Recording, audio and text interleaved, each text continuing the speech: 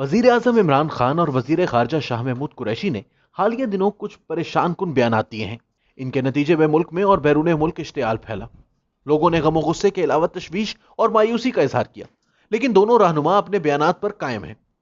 इमरान खान सोचते हैं कि पाकिस्तानी औरतें पर्दा ना करते या मुनासिब लिबास ना पहनते हुए मर्दों के जज्बात भड़काती हैं, चनाचे ये अमल रेप को दावत देने के मुतरादिफ है।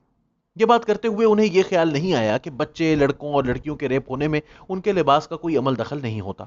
औरतों की आबरू रेजी करने का ताल्लुक उन्हें बेपर्दा देखकर जिनसी जज्बात के भड़क उठने से नहीं, ये ताकत गलबे और इस्तेहसाल का सलफी इजहार है, जो चाहे एक पिदरसरी मुआशरे यानी मेल डोमिनेटेड सोसाइटी के इज्जत और इंतकाम के तसव्वुरात से शह पाता हो या मुखालिफ को फतह करने के जुनून का हैवानी इजहार हो। कदीम जमाने में फातेह अफवाज दुश्मन की औरतों की आबरू रेजी करती थीं। यह दहशत जदा करने के लिए जंग का एक ताकतवर हथियार था। कैदी औरतों की माले गनीमत के तौर पर नुमाइश की जाती थी। यही वजह है कि इमरान का बयान इश्तियाल अंगेज करार दिया जा रहा है, क्योंकि यह आबरू रेजी का शिकार होने वाली मजलूम खवातीन पर रेप की दावत देने का इल्जाम लगाता है। इमरान खान का यह भी कहना है कि अगर भारत के साथ कश्मीर का तनाजा किसी तौर हल हो जाए तो पाकिस्तान को एटमी हथियारों की जरूरत नहीं रहेगी। यह एक बेदलील बिला जवाब दिया गया बयान है, चूंकि कश्मीर का तनाजा कभी पाकिस्तान के हक में हल होने नहीं जा रहा। यह कशमकश अपनी जगह पर मौजूद रहेगी, लिहाजा एटमी हथियार भी कहीं नहीं जा रहे, बल्कि इनकी तादाद में इजाफा ही होगा। लेकिन अगर कभी किसी समझौते के तहत मसला कश्मीर का कोई हल निकल आए तो भी रियासती ताकत का इजहार करने वाली इलाकाई सियासत, बालादस्ती का ख्वाब, कौमी वकार और मजहबी और तहजीबी शनाख्त पर मबनी टकराव कहीं नहीं जा रहे। दर हकीकत इमरान खान का यह तस्वुर इतना ही अहमकाना है जितना 2008-9 में सदर आसिफ जरदारी का, जब उन्होंने भारत की एटमी हमले में पहल ना करने की पेशकश कबूल करने पर आमादगी जाहिर की थी। ऐसा करते हुए मिस्टर जरदारी पाकिस्तान की बतौर कमजोर रियासत डिटरेंस पॉलिसी के असूल से शायद बेखबर थे। इमरान खान को यकीन है कि ओसामा बिन लादेन एक शहीद था। हालांकि आलमी तंजीम अक़वाम मुत्तहिदा, जिसका पाकिस्तान भी एक रुकन है, ने उसे खतरनाक आलमी दहशतगर्द करार दिया था।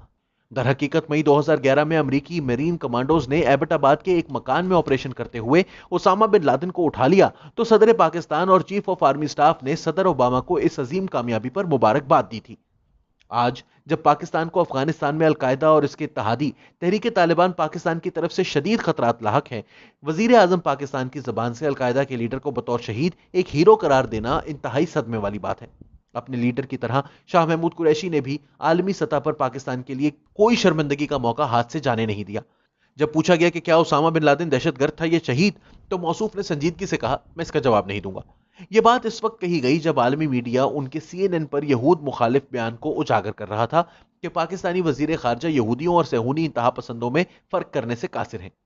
जिस दौरान काबुल को खदशा है कि अफगानिस्तान पर तालिबान के कब्जे के अजाइम के पीछे पाकिस्तान की मुबैना हिमायत हो सकती है और काबुल के इन खदशात को रफा करने और शराकत इक़्तिदार का कोई फार्मूला तय करने के लिए पाकिस्तान के army chief general Qamar Javed Bajwa खित्ते में भाग दौड़ कर रहे हैं, मिस्टर कुरैशी अफगान इंटेलिजेंस के साथ उलझ बैठे। ये सूरत हाल मोहम्मद बिन सलमान की सऊदी हुकूमत पर शाह महमूद कुरैशी की कड़ी तनकीद की याद ताज़ा कर रही है।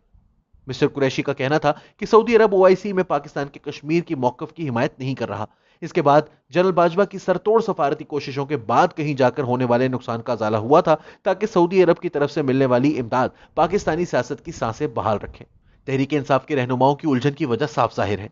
एक तरफ हुकूमत FATF की ग्रे लिस्ट से निकलकर वाइट लिस्ट में आने के लिए बेकरार है, क्योंकि इसे अपनी मुआशी बहाली के लिए आलमी इमदाद की जरूरत है।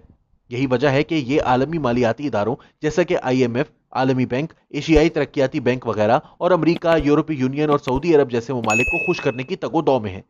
दूसरी तरफ या तो एस्टेब्लिशमेंट के इंडिया और अफगानिस्तान की बाबत कौमी सलामती के नजरियात की वजह से, या फिर सेक्युलर मुखालिफ, रुज्जत पसंद अनासर और शहरों के दरमियानी तबके में पाई जाने वाली अस्करी सोच को खुश करने के लिए यह मगरब मुखालिफ मौकफ अपनाने पर मजबूर है। यही वजह है कि इसके नजदीक इस्तामार मुखालिफ ओसामा बिन लादेन शहीद है, तमाम यहूदी सहूनी हैं जिनके कब्जे में मगरबी मीडिया है और मसला फलस्तीन इस्लामी जहत रखता है। दरअसल तहरीक इंसाफ के मकामी और समंदर पार हामियों की अशरों से ब्रेन वॉशिंग की गई है। वो इन बातों पर यकीन रखते हैं। पाकिस्तान के लिए अफगान मसले को हैंडल करने में भी ऐसा ही मसला दरपेश है। एक तरफ पाकिस्तान और काबुल की कई एक सेक्युलर हुकूमतों के दरमियान नापसंदीदगी की तारीख है, क्योंकि पाकिस्तान ने अफगानिस्तान में हमेशा इस्लामी मुजाहिदीन या तालिबान की हिमायत की है।